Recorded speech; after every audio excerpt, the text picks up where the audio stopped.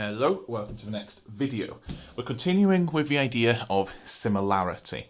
So we learnt about this in the last video when we were talking about similar triangles. And we said in maths, similarity means when things are they're proportional.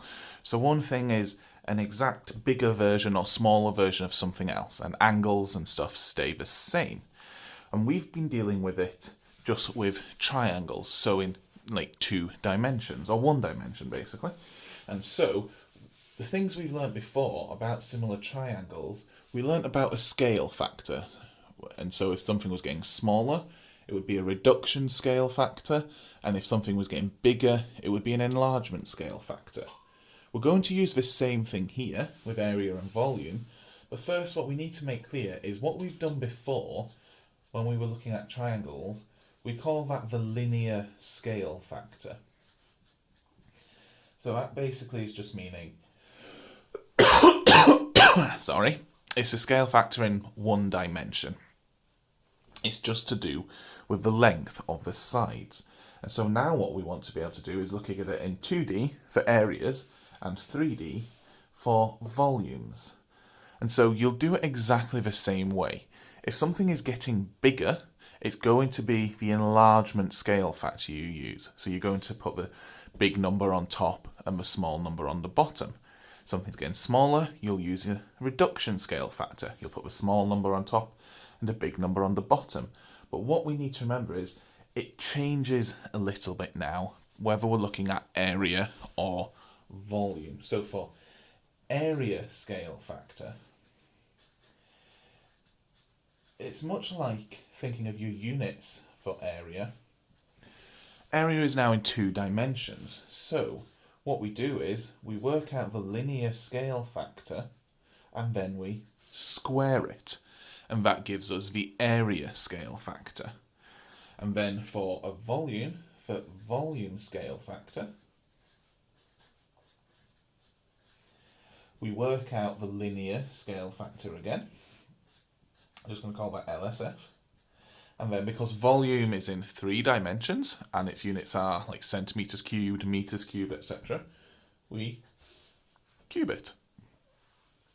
So that's how we get these new scale factors. We'll look at a couple of examples in a second.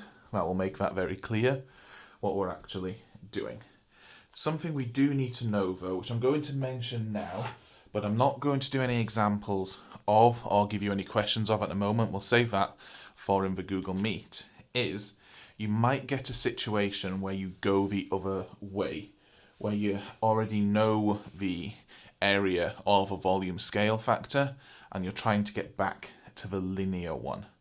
So if you're trying to do it the other way round, you'd say then the linear scale factor equals the square root of the area scale factor, because it's just going back the way, it's just the opposite. And the linear scale factor would equal the cubed root of the volume scale factor. But like I said, we're not going to look at any examples of that just yet, but we do need to be familiar with it because we'll look at that in the next big Google Meet we have. So I'm just going to pause for a second and I'm going to write down a couple of questions that use this area volume scale factor so you can see exactly what I mean and how to do it. So let's look at this question first. There's a little bit of a start I've missed out just to save space. And so if you saw this in an exam or something, what it would say at the start is it would say the following pictures are mathematically similar. You can only do this if that's the case. So the big picture has an area of 360 centimetres squared. What is the area of the smaller picture? So we know they're mathematically similar, so this one is proportional to that one. And so our first step is we're going to work out our linear scale factor. So we're going to work out our LSF, our linear scale factor. Now, we're looking, what is the area of the smaller picture? So we're looking for the smaller shape. So the small side goes on the top, just like in our last video on triangles.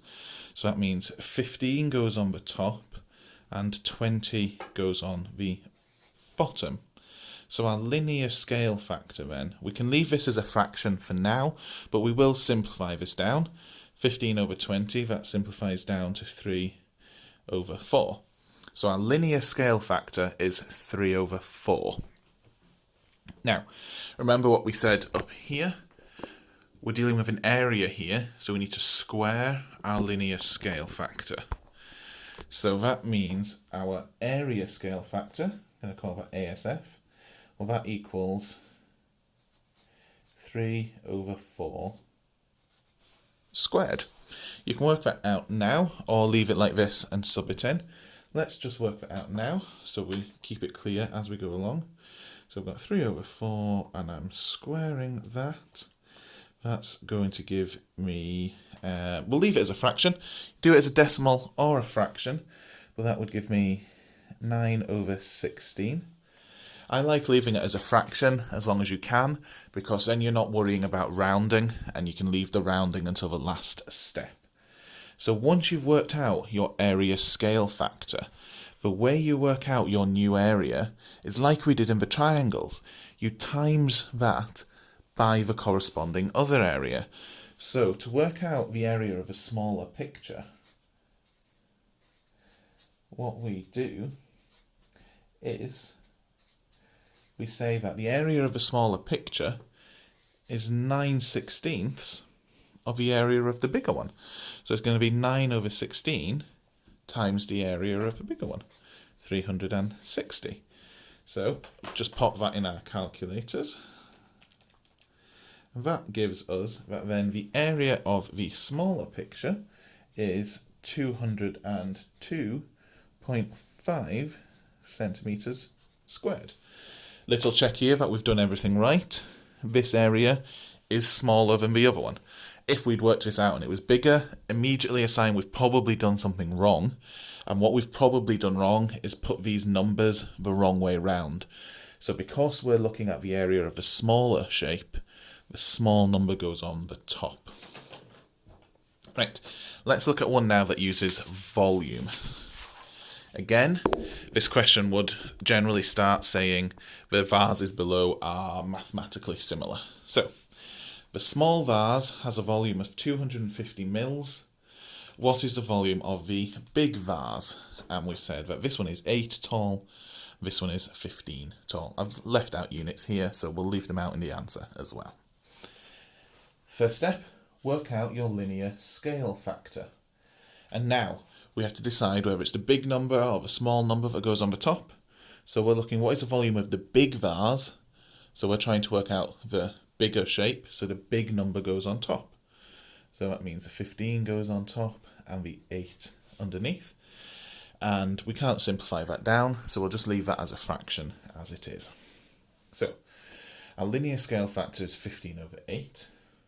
So to work out our volume one, our corresponding volume scale factor, remember, we cube the linear scale factor. So then the volume scale factor equals 15 over 8 cubed, which might not give us a nice fraction actually. It does not, so this time we'll put it as a decimal just so you can see that you can do it either way. So that means our volume scale factor is 6.59.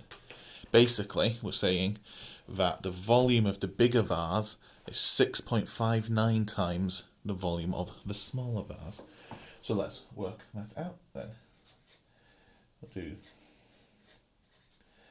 the bigger vase then equals our scale factor, 6.59, times our smaller one, times 250.